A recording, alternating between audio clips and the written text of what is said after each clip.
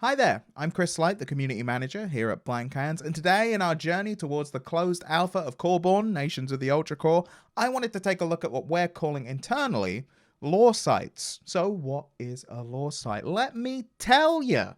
A lore site is something that you're traveling through the world and you find characters or items or something in the world that adds a feeling of flavor, like it's a world that's lived in. It adds some lore to the world that you're in. And I think showing you is going to be better, so let's go in the game and take a look.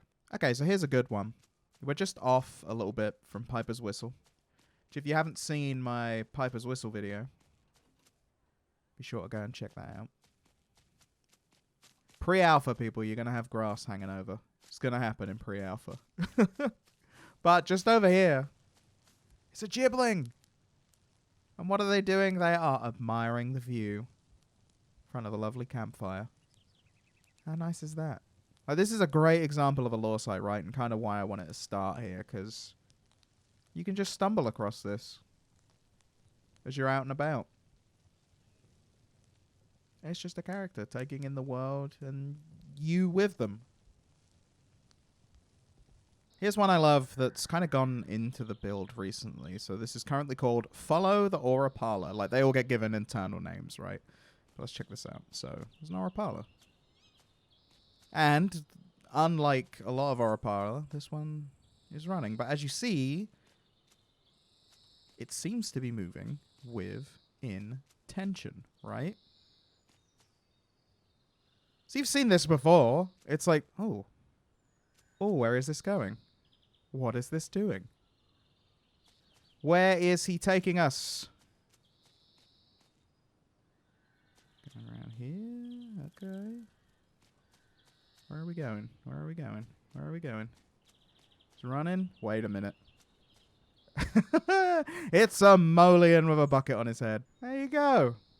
He's just despawned and gone back to where he was. But oh, he's having a bath. Oh, he's in a bath. I didn't even notice that. Like, I knew he was in a bucket, but I didn't notice he was in a bath. It's a Molian having a bath with a bucket on his head. Oh, I love it. The stuff our team comes up with is so much fun. So you have big lore sites like that, but you can also have smaller, simpler ones. Like, well, let me show you. So here's another one. And this is a subtle one, right? Like a little one. G plus T carved into a tree. Obviously, it'll be carved more than that when the game comes out. Pre-alpha, people. Pre-alpha. But, like, this is just one. Weirdly, if you're interested, this is right by where me and Halka are building our town, which is just over there. New episode of that coming out next week. Stick around. But, you know, the little stepping stone rocks that you'd know from that video just over there. Spoilers. A bridge has been built. But you'll see more about that next week.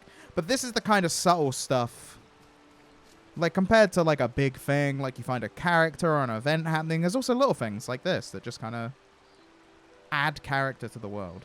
So, as I said at the top, these lore sites, we feel, really bring a lot of flavor to the world. They really make it feel like a lived-in Tormentosia, which, if you're aware of the Ultracore pen and papers by our creative director, Halka, you'll know that this is a very rich world with a lot going on in it, and this is just one of the ways we're representing that in our game. So you'll be going through the world and you'll just stumble across things like this. And like you see, it can range from really big things with characters in it doing stuff to tiny little things like just a little note on a tree that just proclaims that people lived here once and these two characters loved each other enough to carve their name in a tree. And it's stuff like that that I feel really just makes a world feel more alive and more lived in. And that's something we are looking to make Tormentosia feel like. Okay, so I just wanted to show you this one as a final little lore site to show you.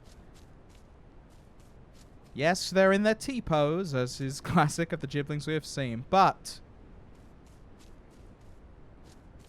they're admiring the sun. Praising the sun, some might say. But they are admiring the sun. Our little Gibbling friends. And lore sites. And this is just like, this is all pre-alpha stuff. But there's going to be a ton of cool stuff in here that you're just going to stumble across. I'm really looking forward to it.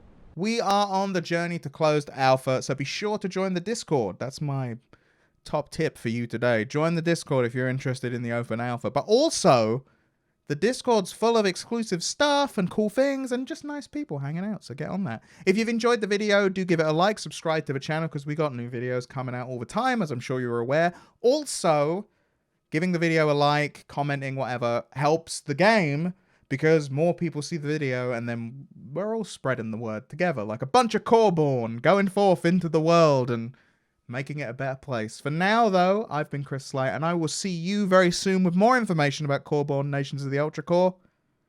Take care of yourselves.